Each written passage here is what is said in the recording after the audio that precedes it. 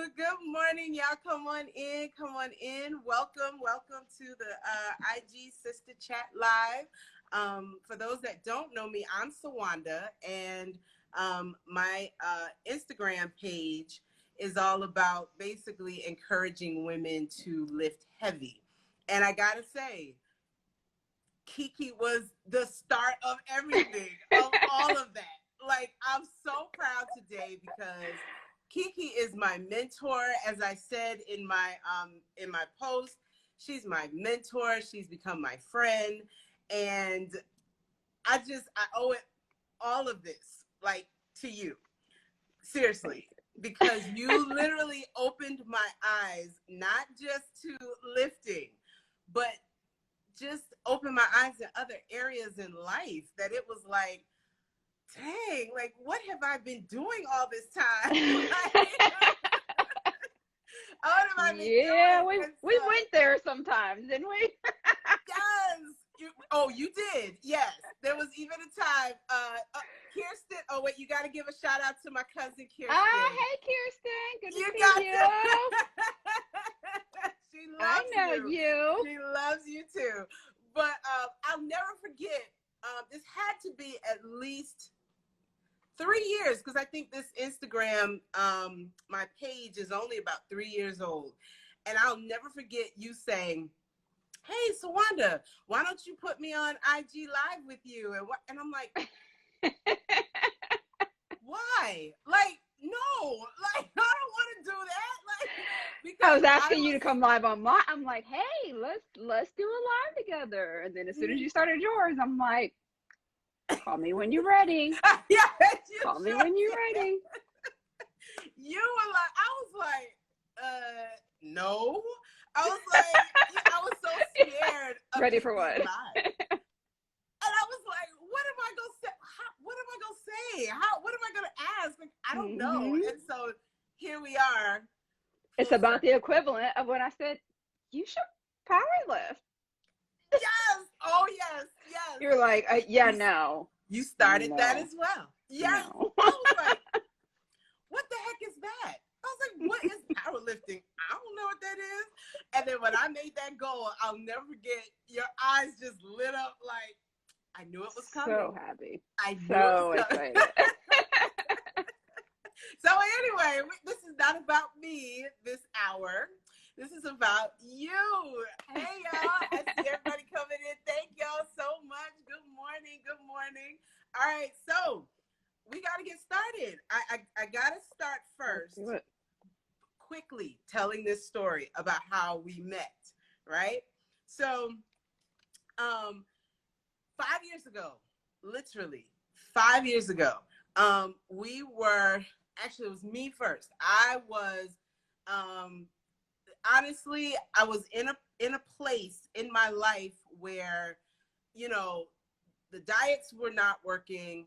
I was gaining the weight back from when I lost, like, I think I lost like 70 pounds. And I just, you know, it was just like, oh, okay, I'm going to be able to maintain this 70 pounds. And of course. And it was like, all of a sudden, I just started like picking up the weight, and I was like gaining the weight back. And I was like, what is going on? Like, I don't understand what is the problem, what's happened, da, da, da. And then I got on Facebook one day, and I'll never forget, I think it was the question I was asking. Like, I was asking a question on Google or something. It was like, you know, how do I maintain my weight? And you popped up, and it was your Facebook page popped up, and I just kind of looked a little bit, perused a little bit, and I was like, eat more to weigh less.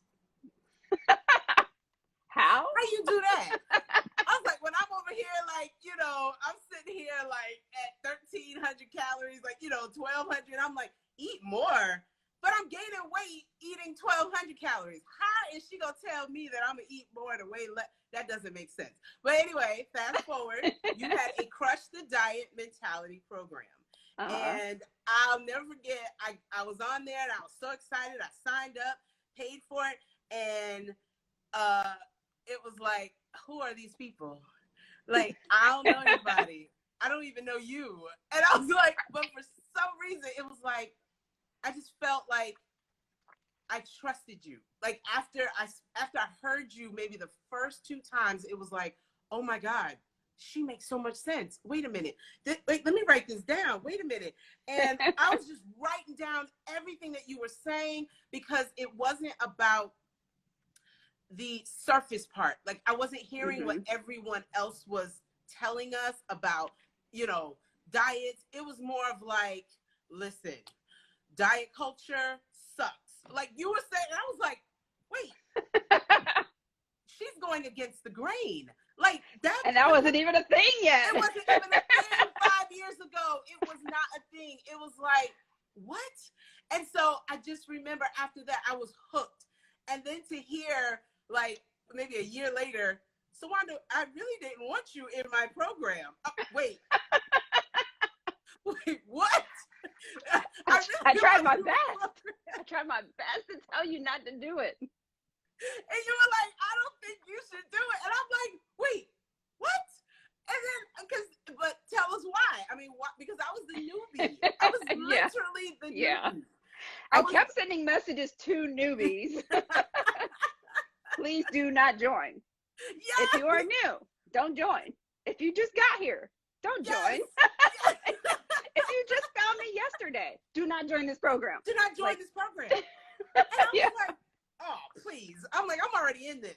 I'm like, you've already got me hooked after saying, certain things that it was just like against the grain. And I was like, no.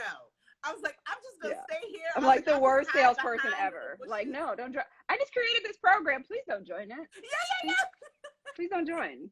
You literally created, like, I was Dana, hey, yep, Jada joined it. Dana did too. Yeah, Dana was like, yeah, whatever. Disobedient people, I'm telling you. No. And you are not meant for this, and you guys are. And you guys ended up being the rock stars of that, like, really. Oh my God. It was, it's still, and I mean, it's still great. It's you just you give us so much, so much great information. But we're going to talk about that probably at the end. Let's talk about that at the end. I want everybody that does not know you here. Hey, y'all come on in. Those that don't know you, all right? I know you always hear, tell me about yourself. I know that's so, yeah. It's like, well, describe yourself, Kiki. Well, when I was 5, no, Kiki Smith. Who are you? Well, I am a bodybuilding specialist, a behavior transformation specialist. I started out as a personal trainer, but then I went back to school for more information because of where you came in at, just trying to understand why you can give 2 people with the exact same stats, the exact same information, the exact same steps, and why it does not work in the exact same way. So like that was really the biggest thing, was understanding that. So that's when I stepped more into the behavior psychology side, because in order to actually help people to see results, I needed to know a little bit more about what goes on in here, because we got free information all over the place. So yes, I am a trainer's trainer. That was one of the things that evolved from that. And that's most of what I do now, is I train other personal trainers on how to help their over dieted clients get results. So and so what I call the diet rebel method. Yes, diet rebellion. So what made you get started in that? Like, especially at the time when I started, that was 5 years, but you are already like in it. And what was that? Like 5? So that's like 10 years. You're like 10 years in fitness and nutrition industry. So what got you started? It's funny now. Back in the day, before there was internet, no, that's the way it feels. Like before there was internet. I started lifting probably like right after I first got married. Like obviously I went through all the yo-yo stuff like everybody else. So that was, sorry about the sirens. I live by the beach. That happens. Between that, ocean, and jets, you're gonna hear noises in my background. So when I started, I yo-yo dieted just like everybody else. As soon as I got married, I started gaining weight. As a kid, I thought I was invincible to weight gain. Not a thing. I got married, put on the 20, 40, and just kept going, just like everybody else. Slim Fast was my best friend at the time. It was my Oh, go-to. It always yes. worked. I drank my 2 shakes a day and my sensible dinner, and life was good, right? Until it wasn't. Right. Yep. It was Yep. good until it wasn't. And so what happened is I had actually done a lot of lifting with my husband was in the gym and he was lifting. And when I would go to the gym with him, you know me, I'm a huge introvert. I just didn't want to do anything by myself in the gym. So I followed him around and did whatever he did. And I looked good. And I was like, okay, this works. And then he got a job that moved him to a different state. And I started reading women's fitness magazines. Biggest Uh-huh. mistake of my life. Uh-huh. So I Yes. started doing all the things, doing all the circuits, got my like Jillian Michael shred, all of this stuff. And suddenly, like, all the results started disappearing. Everything started going in reverse. And I'm like, what's happening? Like, I'm working out harder than I ever have in my life. I'm eating less than I ever have in my life. And everything's gone backwards. Like, Yep. nothing is happening here. So yeah, mine was originally just out of frustration is when I started lifting again. He Mhm. wasn't there, but I was just like, I mean, at least I liked what I was doing when I was lifting. Like, at least like I felt good about myself or whatever. So I'm like, I'll just go back to that. I mean, if I'm gonna be whatever fat and not be able to, like, because in my mind, I'm like, I don't look good. Right. Even though, you know how you look back and you're like, I Yep. wish I was as skinny now as I was when I thought I was fat, or whatever it is, or I wish I was as fat as I We was all when I have first thought I was that. fat. Uh-huh. Yes. So yeah, Yes. that wasn't happening. But I was just like, nothing's working anyway, so I'll just go lift. And I started going back to what I was doing before, which was doing the stuff in his fitness magazine. So Yes. yeah, I Oh, the started men's reading, health doing the magazine. men's. And so they're like, all the meal plans were like 2,500 calories, 3,000 calories, and all the like lists were like compound lists, and everything was about putting on muscle. And I was just doing it just to do it, but the shape changed again. So that's kind of what Mm. led on the journey of when I was like, okay, I want to become a personal trainer or learn more about this. And as I started doing that, going to all the conferences and all of that, and really learning the science behind it, I'm like, wait a minute, everything geared towards women is 100% backwards. Like, we gear it like this is for women, and it is tripping women up. And it's the stuff that it just leads down this slippery slope, and we just keep chasing that first high, you Yes. know? And it's like, Yes. and it's never as good as the first time. So it's literally, it becomes an addiction. And dieting and the lifestyles around dieting, the things that we call lifestyles, but they're really not because you can't do them for life.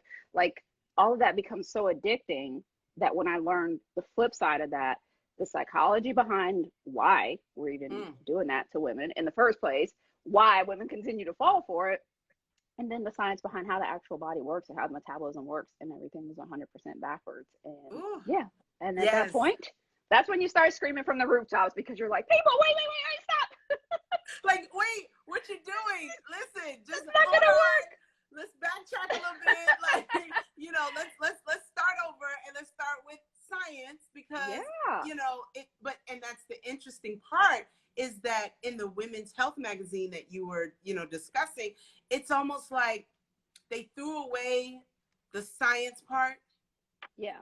but it's more of like, well, this is what you have to do to lose weight. Yeah. Like, and It becomes and I'll about never losing forget weight you at any saying cost. at any cost, At any right? cost. And that's it. They're not looking at, okay, what's going to happen long term. Right. What will happen, to your metabolism? Right. And let's talk about metabolism.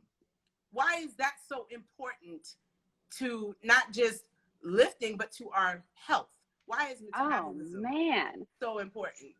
So your metabolism, the funny thing about metabolism, one of the first things that I found out once I like started diving into this research. And like I said, this is like 15 years ago when I started doing this research. So like it wasn't as like Popular. easy.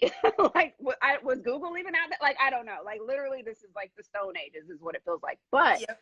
what was happening then is that I'm realizing that, okay, so all of our lives, all of us have been like, we've heard our parents, grandparents are like, oh, my metabolism just slowed down, or I've gotten older, my metabolism has slowed down, or I just have a slower metabolism. And you hear like metabolism just kind of thrown around like it's this uncontrollable thing.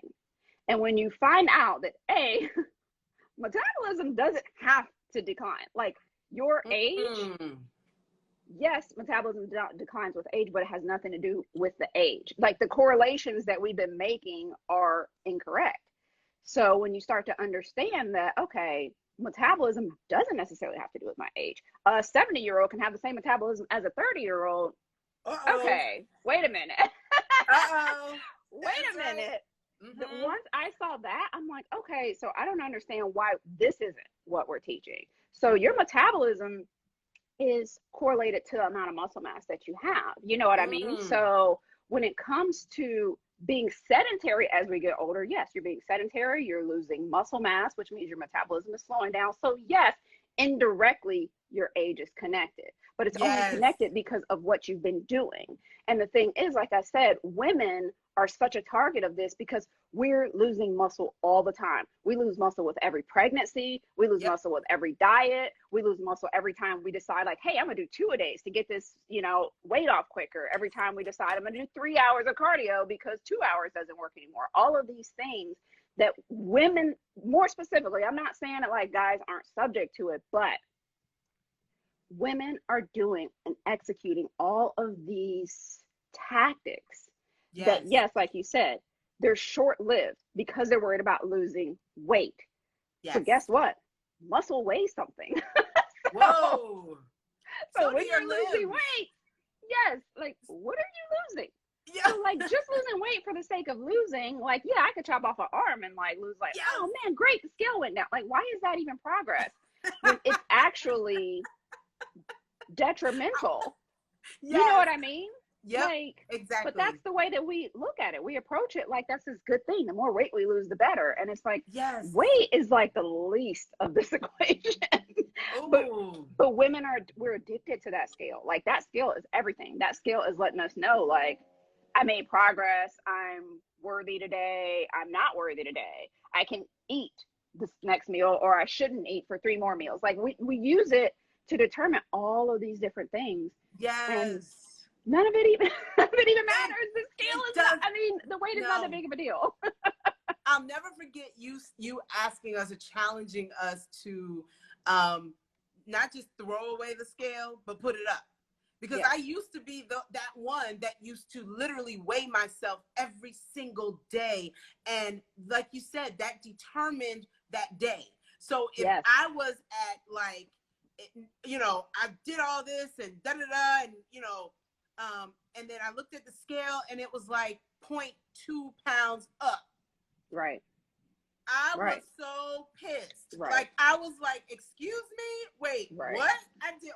And then all of a sudden, my whole day is wrapped around what I saw on the scale, and I felt like a failure. But that's because I've been conditioned to, I was conditioned to think that, that gaining weight means it's a bad thing. Right. And when you're telling me, you're sitting here in the program and you were like, no, gaining weight means you could have sodium that night. Like you could have had a lot of salt that night. It also means, did you lift last night? Right. Like, did you lift weights? Like all of that is such a factor, but we never see that because again, we've been conditioned to think that the scale is basically God. Right. The scale going up means like life is like horrible. You need to fix something, like start troubleshooting. The scale going down is like progress. You're on the right track. Keep going. And so many of these things are built in like that. Like you go on like MyFitnessPal and people you're eating 900 calories and people are like, yes, girl, do it. And you're like, no, girl, don't do it. Like, that's not how it should work. Because so many of the actual things that you need in order to make progress, in order to have the look that most people are going for when they're trying to lose weight, in order to have like whatever, the tone, tight physique or whatever, the actions required to get that, a lot of them make the scale finicky. A lot of them make the scale move up. If you lift 9 times out of 10, you're probably going to retain a little bit of water, depending upon the phase that you're in. Like maybe you're in a super low rep range, like you're not retaining as much. But when you're in that like hypertrophy zone, when you're building muscle, when you're doing the things that you should be doing, when you're doing anaerobic style workouts like HIIT versus long steady state endurance, these things all make the scale go up temporarily, but go up.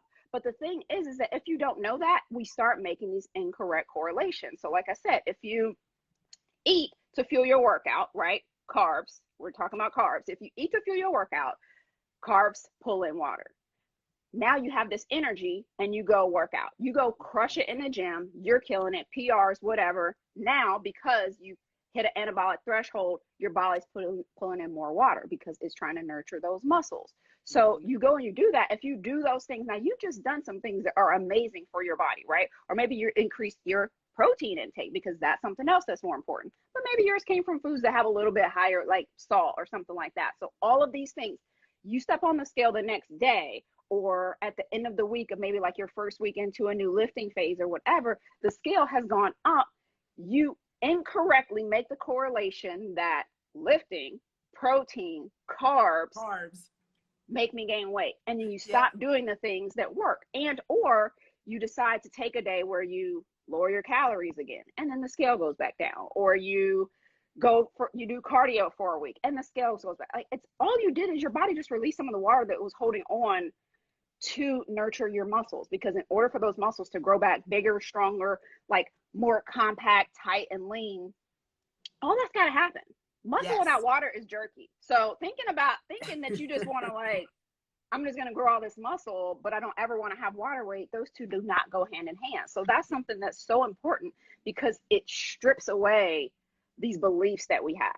Having a muscle mindset challenges everything that you think about working out. Because when the scale's not doing what it's supposed to do, you start doing all those other behaviors that are like pointless. Great, they made the scale go down for a day.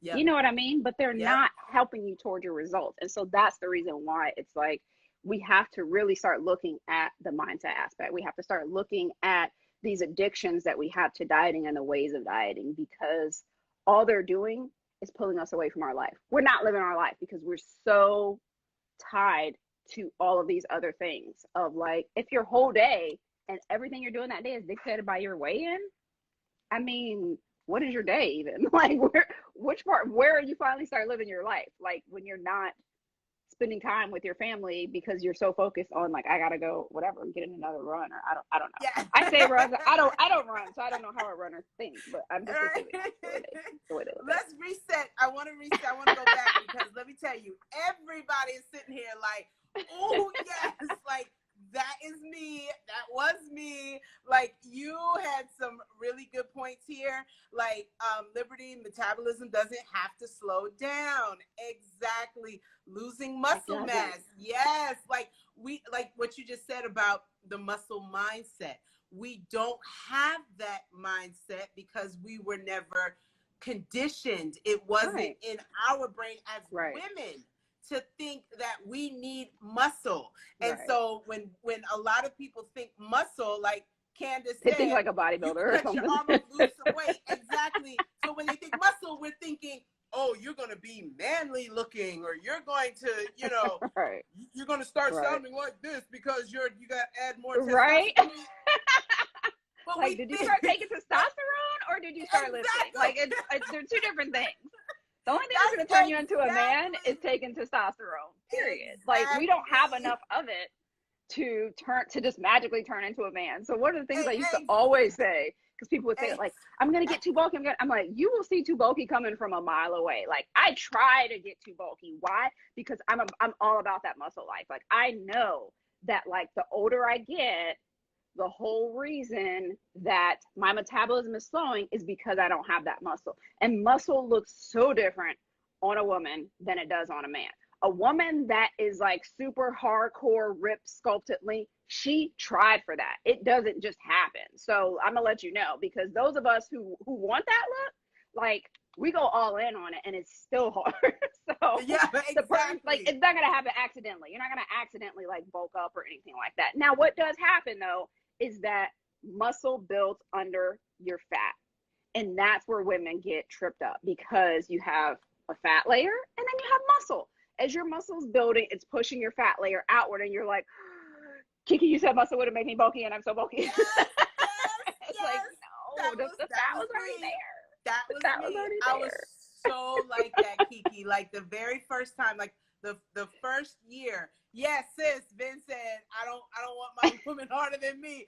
Exactly. You got a lot of men who think that, right? But as you're talking about muscle and you're talking about basically the lifting, like that very first year that I started, lifting weights, it was like, oh, the good one was somebody was saying, well, why don't you just lose weight first, before you start packing on that muscle? Because if not, why not pack on that muscle? Because if not, then you're going to, basically they were scared for me that I was going to, gain this weight and look us, and be this, because of course the scare in society is basically fat.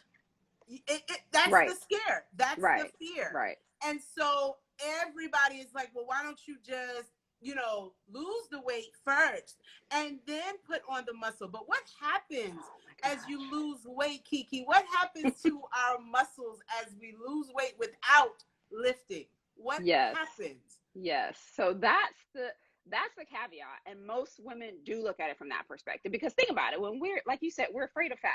We're afraid of being too big. We're afraid of weighing too much. So the thought of like, okay, so wait, you're telling me not to lose weight, build muscle on top of this, let the scale go up. Like, okay, now you're sounding real crazy, right? So I would just lose the weight first and then tone up. First of all, you cannot tone what is not there. You so can't. If you don't say that again, Kiki. But you got to say that again, because I swear that's all we're hearing now. Especially spring is here. Yes. I just want to tone up. People want to tone up. What are you toning?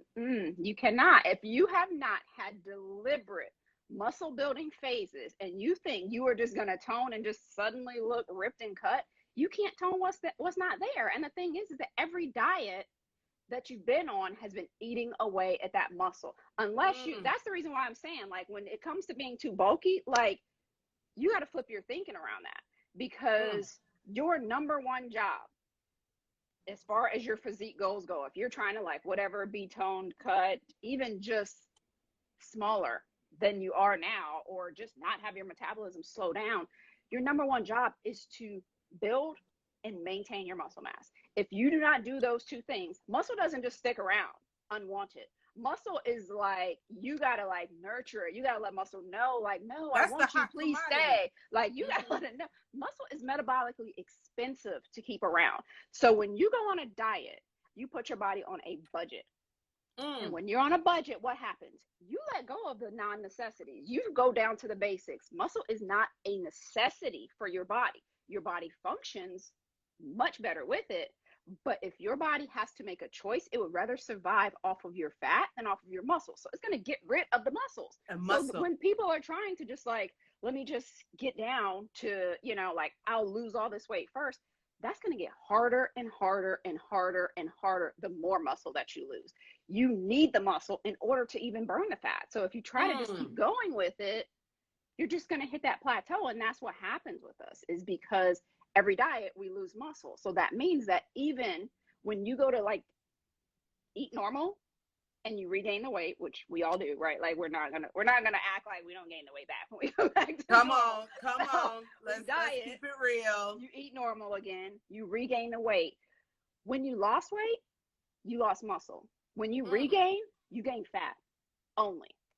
So that means even if you go back up to the exact same weight, so say you started at, whatever, 225, you're just like, I just got to get below 200, right? You get below 200, you get to like whatever, 195, you're like, I got this, I'm good. When you go back up to 225 again, you are still burning as if you're at 195, which means you're burning less calories now, but you're back to where you were. And that's what happens, is we keep gaining back fat, and the whole time our calorie is going down like this. So that's the reason why you will be the highest weight that you've ever been, eating the least amount that you ever have, and you can still gain weight. And that is like, people don't understand. They're like, I must be doing something wrong. And that's when we start looking for all these, like, maybe I should intermittent fast. Maybe I should do fasted cardio. Maybe I need to cut out my carbs. And all of those things are just fancy ways to get you to take your calories even lower because of the fat that your body can't even maintain on what it was supposed to anymore. So when Mm. you add back muscle, muscle helps your body to process carbs better. So people that start having all these problems with carbs and feeling like I have to have carbs out of my diet to lose weight, that's part of why. Muscle helps your body to metabolize carbs properly. Yes. So people always wonder, like, how, like, why do you eat something? Like, because I eat a lot of carbs. Like, I'm just like, I love my carbs, and I'm not letting them go anytime soon. But it's Yeah. because of the types of workouts that I do, the anaerobic style workouts and the muscle. When you have Yes. those, your body changes the way that it adapts to things. So people, like, all of these issues that we're getting, when the stuff that's associated with like high BMI being associated to diabetes and all of that, that is still because of the lack of muscle. So Yes. somebody even like that is diabetic, type 2 diabetes, obviously, if it's a lifestyle based diabetes, that's why your body is having problems with that. It's because you're starting to have these metabolic issues because you're losing weight at any cost, which means you're losing muscle, which now is changing the way your body processes food, period. When your body Listen, can't process food properly, like, what's happening? and you went right back to what we said, muscle metabolism. Yes. Muscle and you have a lot of people that are on your team I of see carbs. it. Team Grit, Team Rice, let's go. You have a lot of people here. I'm about those carbs. So I'm like, what can I do to get more carbs? My brothers carbs? love rice. They love oatmeal. My sister's over here talking about carbs is life. Yes. Dana, I cannot. That is not a lifestyle for me. You know what I'm saying? Muscle equals metabolism. So there it is. basically, muscle equals metabolism. Yeah. So if you keep that muscle mindset and you keep that muscle focus, then your metabolism stays healthy and it stays up to the point where, what you said earlier, that you need muscle in order to burn fat. Right. Talk a little bit more about that, because that sounds like kind of like, wait a minute, I need muscle, but I'm trying to lose weight. Right. That doesn't make sense. Yeah. It gets so much harder. Because the amount of muscle that you have is, first of all, the type of workouts that you would have in order to even build muscle are very anaerobic. And what anaerobic means is basically the afterburn.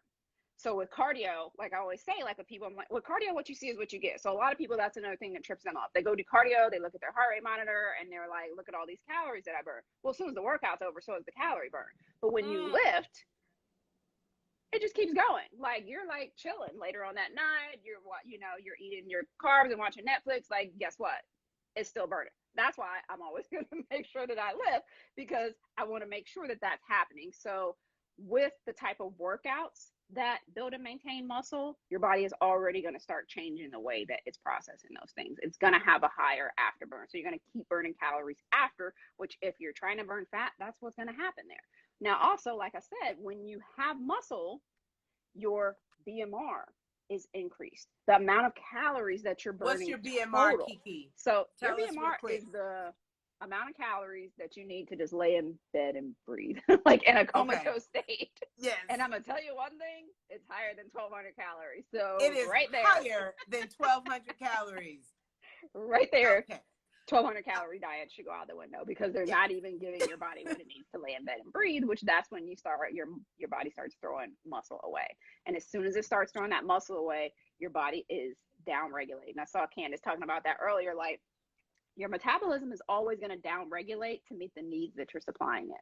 So if you're only giving it 1,000 calories, then your metabolism's only burning 1,000 calories. If you give it 1,500 calories, it's burning 1,500. So the point is, you want to be able to eat as much as possible. But the thing is that, like I said before, a person that's at 225 with a high muscle percentage is burning a completely different amount of calories as a person at 225. Like, you know what I mean? So that's the reason why it gets harder. So that's the reason why you want to build that first.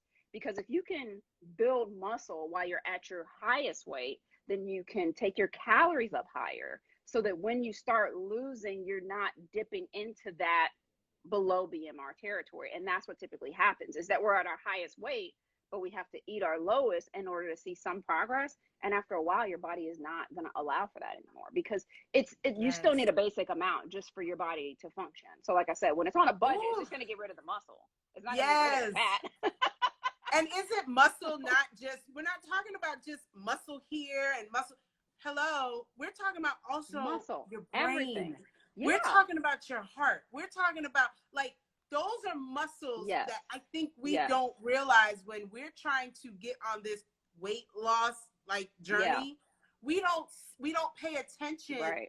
I didn't pay attention to those things when it comes to you saying when protein, when your muscles, when your body is trying to survive because of the low calorie diet that we have or deficit that we've had, it starts eating away at our muscle. So we're thinking it's just this, or it's in our body. We're like, oh, I don't care. I just want to be skinny.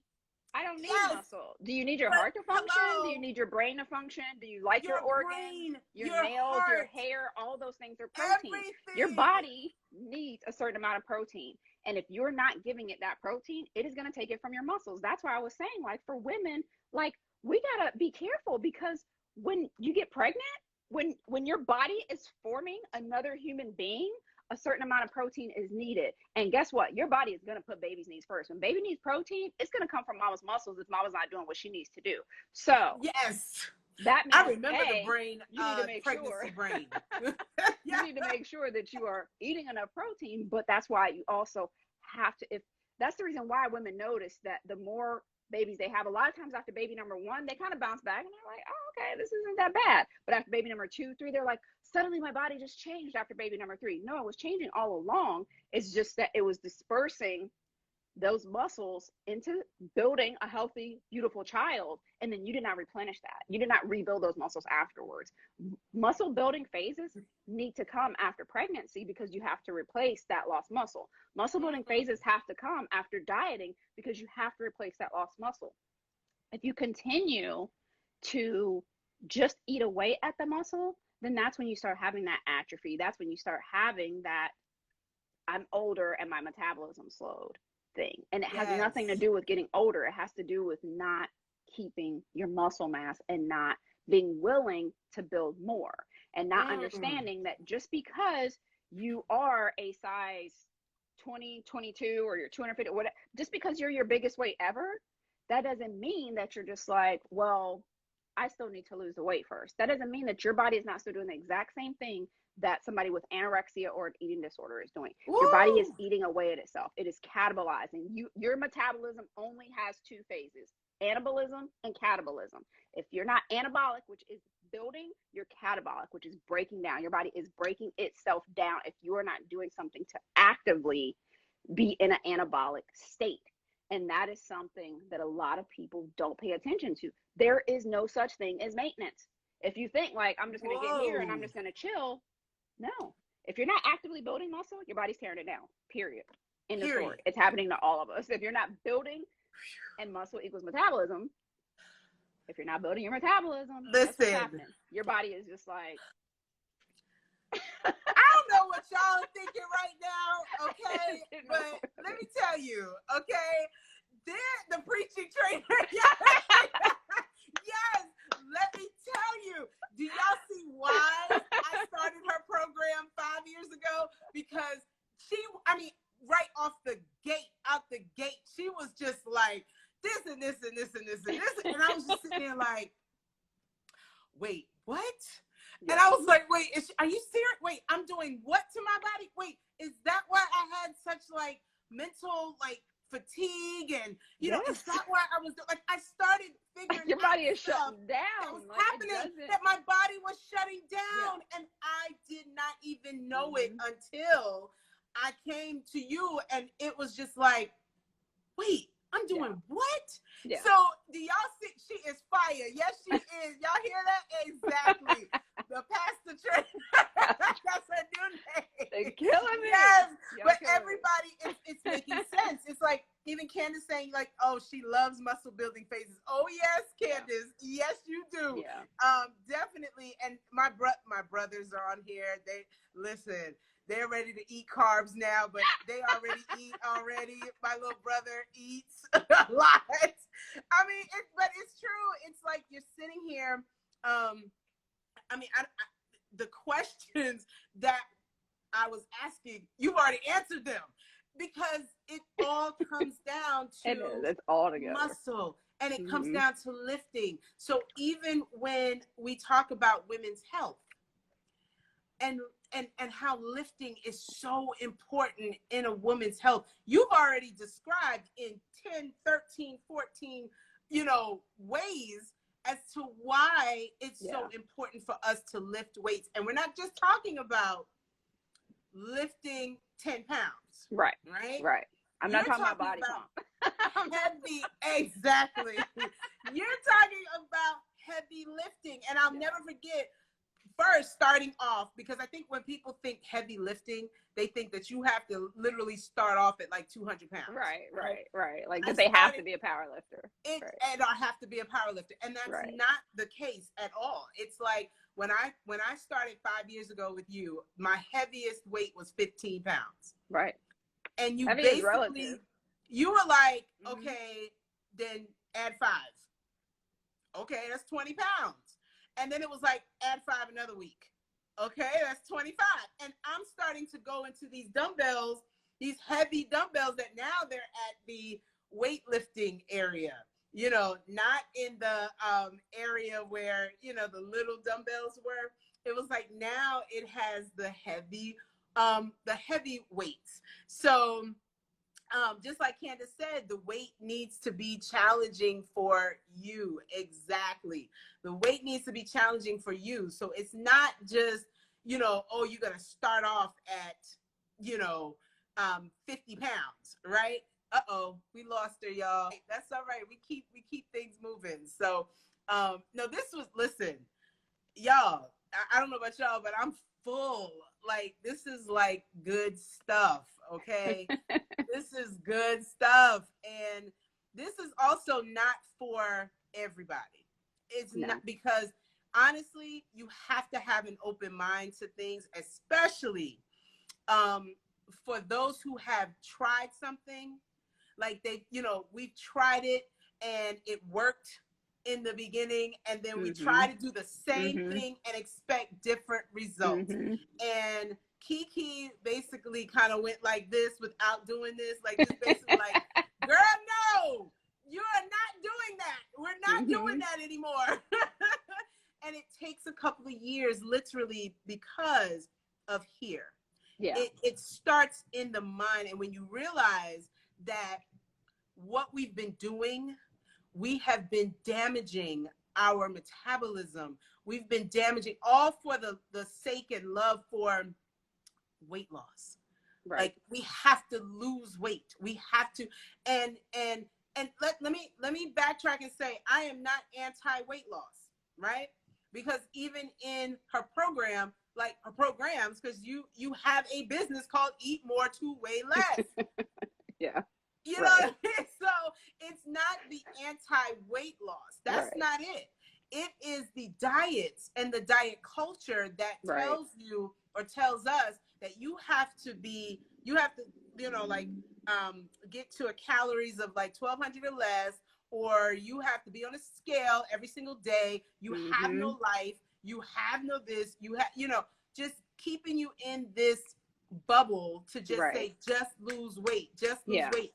It's the diet addiction. Saying, no, it's the science to this. Like breaking the addiction and understanding, because you have to reprogram, you have to rewire your thinking around dieting. And that's why when it came to you and Dana and the people that I was Dana. Like, don't join it. It's because sometimes you have to go through that. And that was my thing that I was saying, like, with you guys, is like, sometimes you have to go through that cycle of lose gain, lose gain, lose gain, lose gain, lose gain, lose gain. I fully admit that I'm like a last resort type of person that people come to. Why? Because if what I'm saying is still working for you, you ain't trying to hear that. You're like, what is she talking about? I'm doing these circuits and they're amazing. And you're going to keep doing your circuits, or you're going to keep lowering your calories, or you're going to be like, well, keto works for me, or whatever the thing is. You're going to keep laying stake in your claim of whatever is working for you. And that's fine, because you're not going to have the passion that I have, the passion that you have, the passion that Candace has, the passion that Dana has, until you have been through the fire with these diets and you're like, I'm through with you. Done. That's when you reach that diet rebel status, when you're like, I don't got time to keep waiting. I have put too many years of my life. Like, when we start getting into our 40s and we're like, wait a minute. So I've been dieting for like 20, 25 years. No, you will not have another year of my life. That is when you reach that point that you're ready to rewire your thinking around it, that you're ready to actually start going about things in a way that is healthier and pretty what you should have been doing in the first place. Exactly, Candace. It's rock bottom. And that's really what happens for a lot of us. And it's sad. And I wish that more people did not have to go there. And I wish that I could just talk to the 12, 13, 14-year-old that's going on that first diet, that's about to step into this cycle that lasts most of us decades, and let them know, like, it does not have to be that way. But the thing is that as long as it seems like it's working, we stay addicted. And the thing is that because it worked the one time, it's so hard to get that out of your head. And it's so hard to filter through. I don't know who was talking about, who said that, like, that there's marketing behind, like, and that's the thing. If we keep buying it, they're going to keep putting it out there. That's why you have to rebel against it, because every time you sign up for another diet plan, every time you buy another one of the books, every time you, whatever, support somebody that's on IG or share their stuff that's like this loose, whatever, 30 pounds in 10 days or whatever the stuff is, when we support that, it keeps getting put out there. And it keeps spreading and it keeps perpetuating. And so that makes it harder and harder for the people, which, like I say, 15 years ago to now, there's way more people screaming this from the rooftops. Oh, but it's still not enough. It's still not enough to break through this marginal gains that the diet industry continues to perpetuate. And when you understand the research, that's when you see what's really happening, because you see the inkling of truth that this stuff comes from. When you understand the research, you realize that, like, okay, technically that is what the study said, but it didn't say it in that context. People, like, the stuff gets stripped out of context and then it's promoted like crazy. And that's the reason why we start having these issues. And people are like, but this said that it burns more fat. And it's like, well, whatever you're eating is what your body's burning. So if you're eating more fat, it's burning more fat. Like, a lot of people don't realize that. And they're just like, if I eat fat to lose fat. No, it doesn't. What your body's burning during a workout is 45 minutes of your day, an hour of your day. What is it burning the rest of the day? We're paying so much attention to something that's happening in this little marginal period of time that we're actually, like, led astray by these things because they sound so truthful and scientific and proven, and the more complicated the steps are, the more factual it. No. Like, and what you need to do is about 3 to 4 steps done, like, and you'll get to where you need to go. Did y'all hear that? 3 to 4 steps. And I don't know if you know, not you, but I'm talking about the people that are listening, because y'all, this is fire right here, right? Lifting was my one focus. Yeah. That was just my one at the time. It was like, okay, I gotta figure out how to get in this muscle mindset, because I, at the time, did not even like going back to the gym. It was like, I don't want to go. I don't have a structure. I don't have I don't have anything. So what am I doing? And then here we are 5 years later, and it's like, oh my God, like, lifting really is queen. Like, king, it's queen.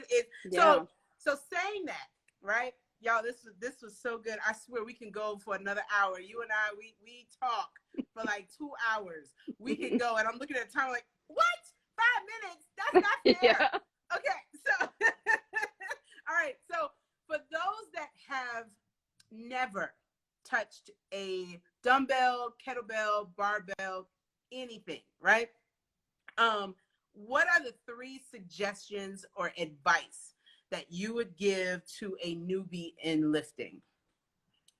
Somebody who, they want to lift or they don't want to lift? They want to, right, yes. Well, they want to lift, they want to lift, and their mindset still could be on, it could be a number of reasons, why they want to lose weight. But I'm pretty sure that the main reason, okay, because again, weight loss in this society is queen, right? Yeah. So if they're trying to do that, then what are three things that you would advise when it comes to lifting? So if you're trying to lose weight, first of all, you just want to get in there and get consistent, because of the fact that if you're not even going regularly, like spending 3 months trying to find the perfect program is pointless, because you're going to get the same amount of results regardless. It doesn't have to be all or nothing. So a lot of times with people, they feel like if I don't go 5 days a week, then I shouldn't go at all. Like, so I would say start, period. Get in there. 1 day a week is better than no days a week. 3 days a week is obviously better than one. Like, you know what I mean? Like, just work up to that.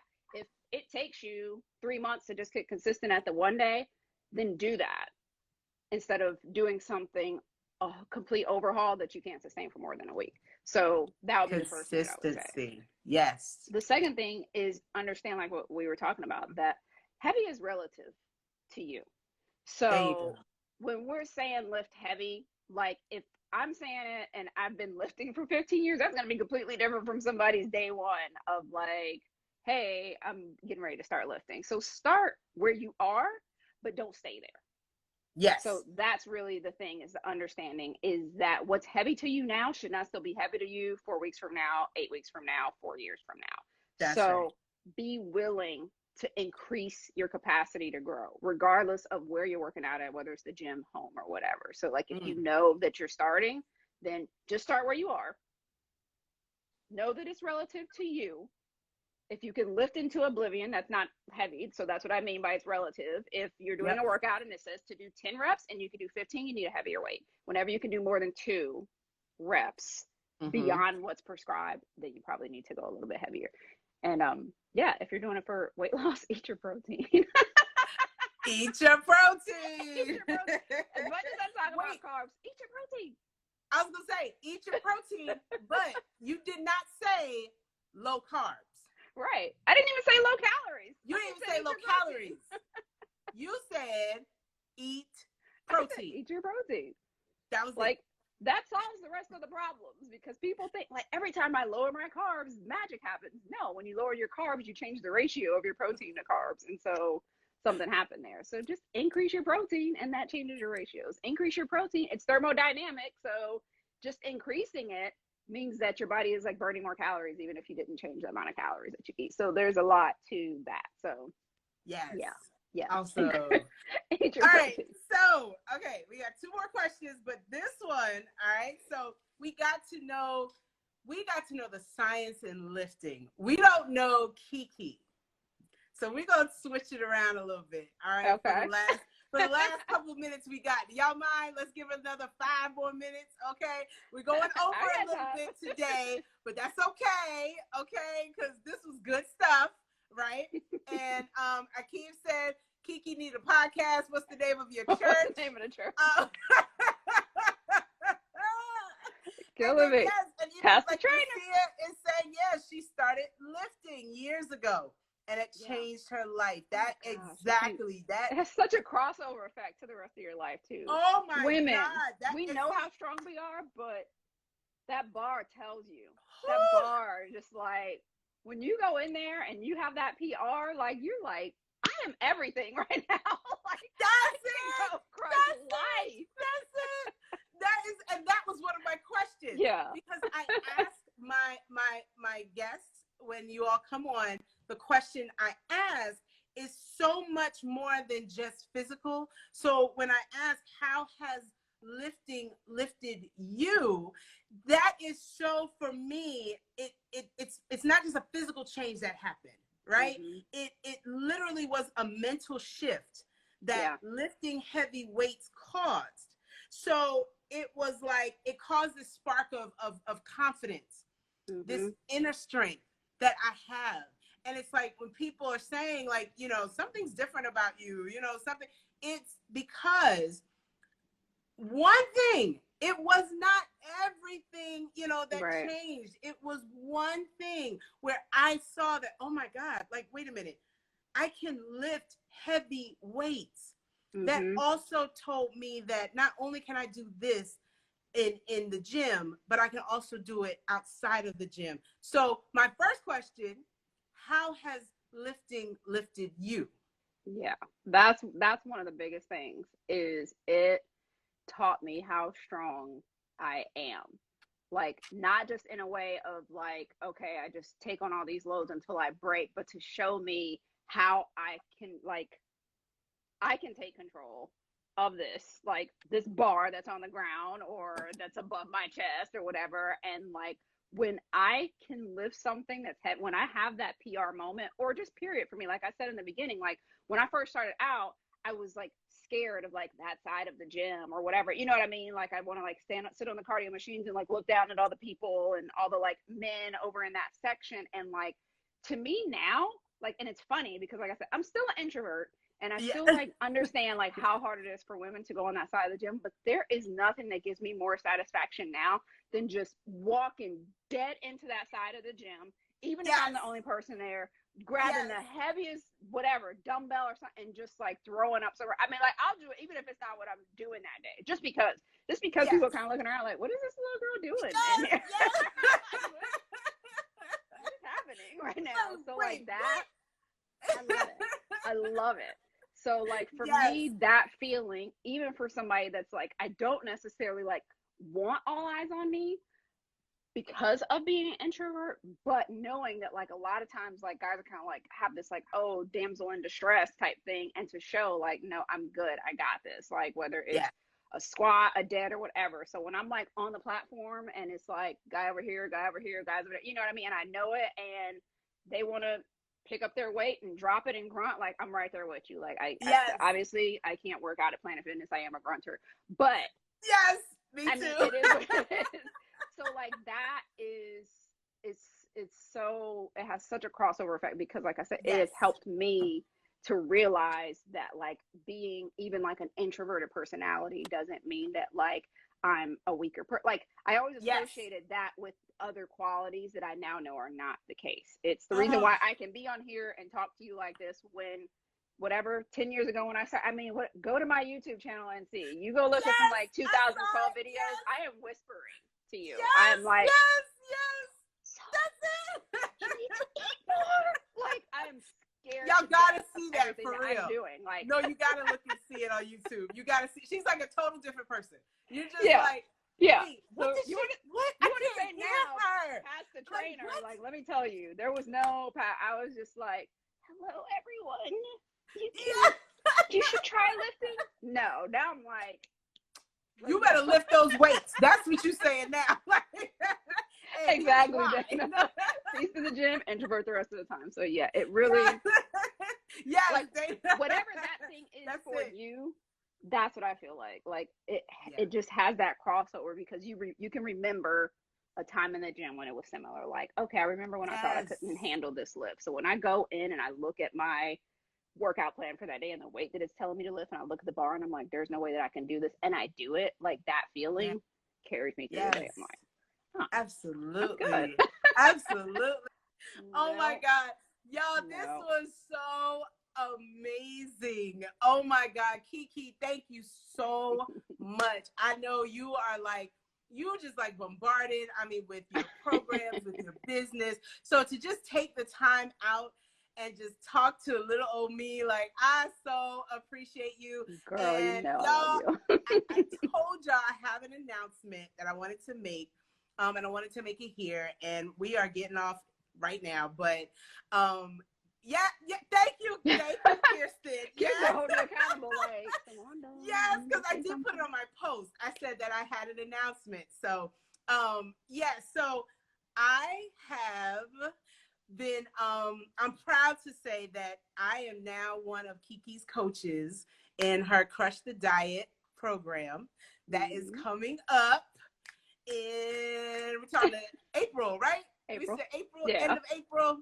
Yeah. Yes. So when she asked me, I was just like, for real, like real, like y'all don't know how like amazing that is for me, because here I am, like, starting as a participant that she didn't even want me to be in the first place, to now one of her coaches. And I'm just like so proud to work with you. I'm so proud to, I mean, literally be like your just the person that is like, okay, let's get excited. Let's get, and just soak up in the knowledge that you have, but then also just sharing how this program really helped me 5 years ago. So I am so proud. Thank you so much for the opportunity. I'm excited. Okay. I'm excited. Yes. You're ready. And I'm going to need y'all, for everybody who's interested and who may want to come and see us together again. All right. There is, in my bio, there's the link, Facebook link to your group, Eat More to Weigh Less. Okay. So click on there. You want to join that, because those are going to be where the announcements are. Mm-hmm. Okay. Who is talking about a discount? Why y'all keep talking about a discount? You know what? Maybe Kiki might give y'all one, okay? We might have to come up with a name or a word, or, like Lifting Lifts Me. And, she might just do that. You never know. Just go to her page, follow her page, all right? And yes, both your little brothers. Yes, little brothers. These two here, they are something else. But anyway, Kiki, it has been such a pleasure. Thank you for having me. Thank you so much. Thank you so much. For everybody who came in late, there is going to be the replay coming up in about 10 minutes. Give me about 10 minutes. Let me go ahead and change and get everything all together. And this has been excellent. Thank you. Love you. Have a great day. And I'll see you in April. Yeah. Well, you're going to see me before then, because we're going to be talking. But yeah. Oh, yes. No, we have to definitely talk before then. She's a coach okay. now, so everybody else, I'll see y'all in April. I'll see y'all. And then come on back in about 2 weeks, because we have another guest. Actually, it's the one who is in here, and that is Candace, Beauty of Strength. She is coming. I'll be there. Candace is my girl. I'm excited. Yes. Thank y'all so much. Y'all have a great Saturday. Thanks, Kiki. Y'all take care. Bye.